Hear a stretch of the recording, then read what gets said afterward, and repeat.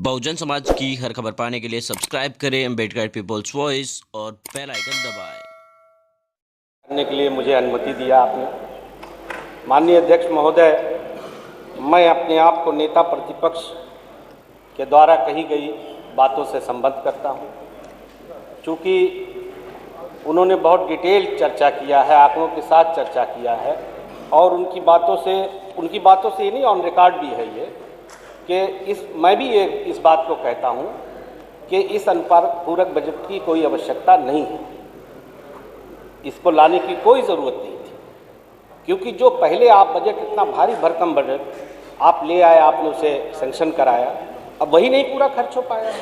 अभी जैसे नेता प्रतिपक्ष कर रहे थे, दर्जनों विभाग उन्होंने गिनाया जिसमें शून्य है कैपिटल एक्सपेंडिचर। उसके बाद और भी बहुत सारे हैं। अच्छा, हम एक की क्या चर्चा करें, सब में अगर ऊपर से ही देख लें, मैंने निकालने की भी कोशिश किया तो कहीं पे कुछ ऐसे विभाग हैं जहां कुछ थोड़े ज़्यादा दिखाई दे रहे हैं, वरना बहुत से ऐसे विभाग हैं जिसमें बहुत बड़ी राशि जो है अभी खर्ची नहीं हुई है, ना वहाँ गई है। और सच्चाई ये है माननीय अध्यक्ष महोदय कि मैं, चूँकि आपने कहा है कि अपनी बात कम समय में कहना है, तो मैं उसी लाइन पे चल रहा हूँ।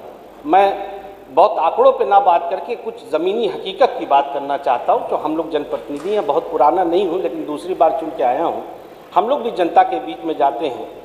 ये बात बिल्कुल सही है, बिल्कुल सत्य है कि ज़मीन पर हर आदमी परेशान है। पूरे प्रदेश की जनता हताश और निराश है, सच्चाई यही है।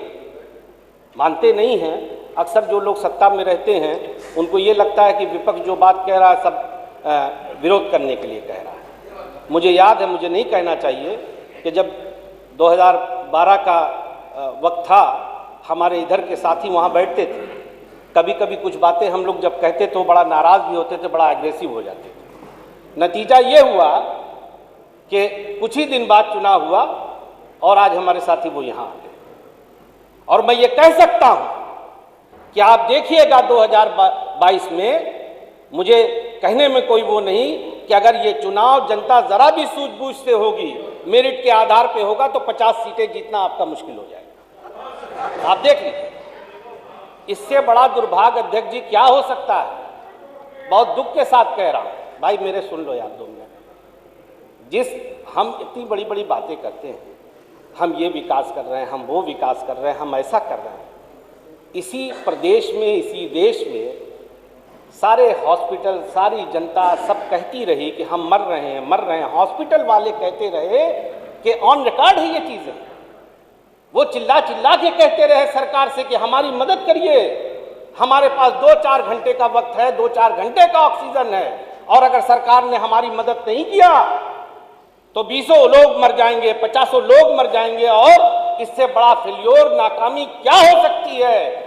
कि हम इतनी भी मदद उनकी नहीं कर पाए और लोग मर गए। यही हकीकत है, हम चाहे कुछ भी कहें। और बेरोजगारी की हम बात करते हैं, जहां रोजगार की ठीक है, आप लोग कहते हैं कि हम ये बजट इसलिए ला रहे हैं कि अरे भाई 5 साल आपके पास था, 5 साल में इतना बड़ा बजट भी आप ले आए, हम लोग तो खुश थे कि चलो इतना बड़ा बजट आ रहा है, कुछ भला हो जाएगा।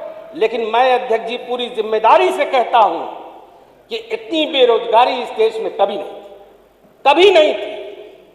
आज मैं अक्सर, हम लोग देखते हैं, लोग आते हैं हम लोग के पास, चूंकि जनप्रतिनिधि भी हैं और भी बहुत से कारण हैं, लोग एमटेक किए हुए, पीएचडी किए हुए लड़के आते हैं, कहते हैं भैया अगर कहीं नहीं कुछ भी मिल जाए 10-5 हज़ार तो हम लोगों को कहीं लगवा दीजिए। यही हकीकत है अध्यक्ष। कभी कभी तो इतना अफसोस होता है कि सच्चाई ये है कि हम लोग अगर थोड़ा सा अपने अंदर बदलाव ले आए, जनप्रतिनिधि और सरकार और नेता लोग, कि भाई हम लोग मेरिट पे चुनाव लड़ेंगे। आई एम सॉरी, बट यही इस देश की बीमारी है कि हमारा चुनाव धर्म और जाति के आधार पे हम लड़ते हैं, हम मेरिट पे नहीं लड़ते।